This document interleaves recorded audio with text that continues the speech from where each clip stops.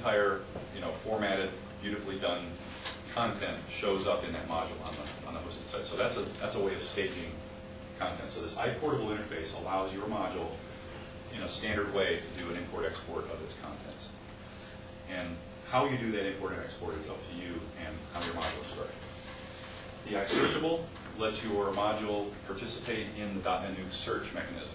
All right, so there's a built-in search mechanism, and again, you have control over what gets indexed for searching inside the portal. And we'll take a look at that code very briefly too. iHydratable. Okay, so this is a little harder to explain. The idea, one of the things that made DotNetNuke module development catch on pretty fast early on, besides the fact that there were lots of modules for examples, is that they actually created this really nice layer, or an object called a CBO, or a custom business object. And what it does is, as long as you've named your stored procedures and all the parameters consistently through your stored procedures and then into your objects, what will happen is, at runtime, when DotNetNuke goes to read the data out of the database, it just uses reflection. It calls the proper stored procedure, and it uses reflection to pull the data out of the return data sets and puts them into your business objects. So you don't have to write any of that code. All right?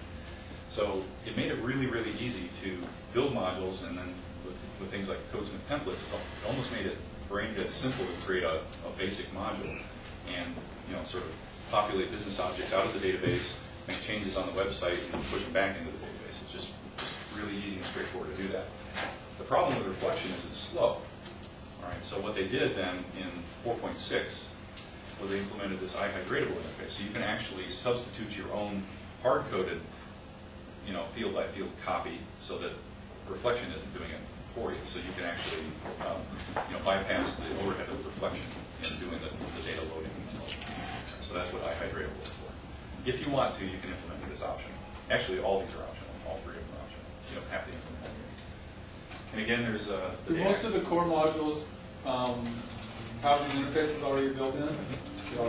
So they're good examples then. Yes, that's why I say they're professionally done. They did it right. They also localize the modules, and they provide styling. Through every control on the form has a CSS class defined in it. A lot of people don't bother with that stuff. They just hard code their strings, and they don't put any class definitions. Then you have no way of customizing the look of the module when it gets on the page. So my example module that I use in the book is fully localized and styled. So I'll show you that too when we get to code. And I just have it'll just be kind of a touch and go here because there's a lot to look at and not a whole lot of packaging. But the question. I was just going to mention, if anybody's doing module development, if you think for any reason you're going to be implementing that stuff in the future, especially localization, it's best to do it in the beginning and not go back and do it later. Yeah. Very good Take point. the time and do it in the beginning. It's a bitch to retrofit things like localization, but if you do it up front, and if you read the guide, there's a localization guide, which in fact, I don't actually mention localization and styling on the slide, and I should. I have some handwritten here that remind me that I'm supposed to do that, but it's definitely worth, if you look at the localization guide and the styling guide, it tells you how to do it. Okay, so then we've gotten past the data layer and the business logic layer. Yes? I was going to say, when you're talking about the templates you can use, John Henning has a good one now using Ajax to start a module. Yeah. So if you plan on using Ajax, I highly recommend you go look at his blog. John Henning is the guy who's done they call it the client API, or essentially the Ajax layer inside the .NET. And he's done a great job with it. Yeah, and his template is awesome too. So you can use Ajax if you want to in your modules. You don't have to. It gives you nice drag and drop capabilities and that sort of thing. Ajax is for website. All right. So now we're kind of at the top layer creating user controls. So there's 3 tables involved. You have to register your user controls. So you got these desktop modules, module definitions, and module controls. Those are the 3 tables involved. And this is where you basically, the desktop modules is just your general definition. The module definitions provides a definition of what the module does, and you have a unique instance, per module that's on the site. And the module controls table actually defines how each of the user controls is managed. So if you click the edit link, it'll look in the table and find, or which key does he want to use for editing, and it loads the correct user control at that time. So it does it through lookups in these tables. This is how it dynamically generates the content in the pages, depending on what's clicked and what direction the user is going. So user controls always inherit from portal module base, and this gives you a whole bunch of infrastructure. Right? You have access to the module ID, you have access to portal roles and everything. Typical controls that inherit from portal module base are your view and your edit controls. Now the settings control actually inherits from settings module base, which is yet another layer on top of portal module base. Then there's another interface that's called iActionable, and iActionable is also optional, but this is the interface that you implement if you want to put menu items out there. So like add suggestion.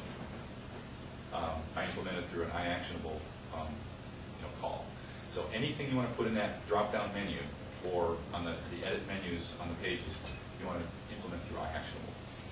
Okay? And it automatically loads it into the menus. So then there are this edit URL and navigate URL methods that are provided by the core.NET which provide the ability to basically, you don't have to figure out what the URLs for editing and for navigating to other pages, in your module are.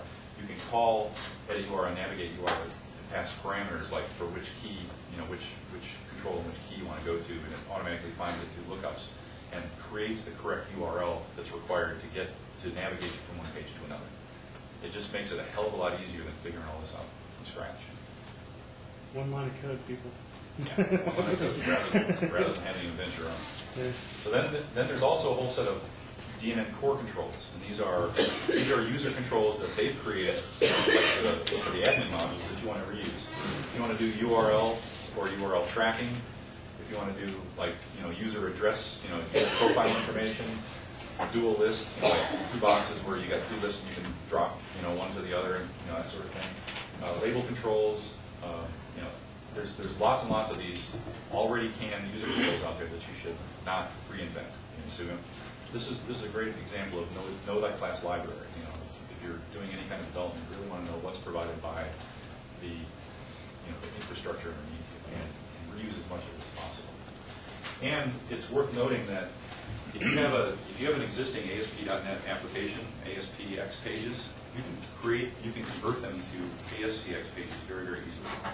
Essentially, all you have to do is rename the files and change the control definitions at the top, the declarative stuff at the top of those pages, and they will turn from ASPX into ASCX control. It's very, very easy. There's some tutorials out there on how to do that. So if you have an existing application, you think, it's just going to be too hard to make this thing a .NET module. It's really not very hard at all.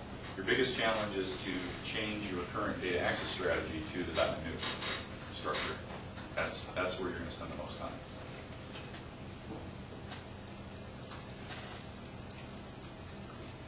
Packaging modules. So the traditional deployment unit is a zip file. That's what I showed you. I use the old style, which has that Dnn manifest in it. All the required files, basically. And that extra zip file contains all the resources, any images, any source code, and that sort of thing that you want. The new package installer, they call them extensions now. All right, so extensions are things like skins, providers, containers, languages, modules, everything are now called extensions. And actually, compatible with old deployment zip file, it's not really said right. The new installer is backward compatible to the old style zip file module installer. So it'll read the old style module installer, and it probably always will, because there's a bunch of old modules out there that people still want to be able to use, that the developer is not around to update anymore. But there's also this new package format that's got the license in it, and the release notes and all that kind of stuff inside of it. And that's created through the module definitions page, and I'll show you that when we get in there. So why don't we take a look at the details of this module in a bit more depth here. Okay, so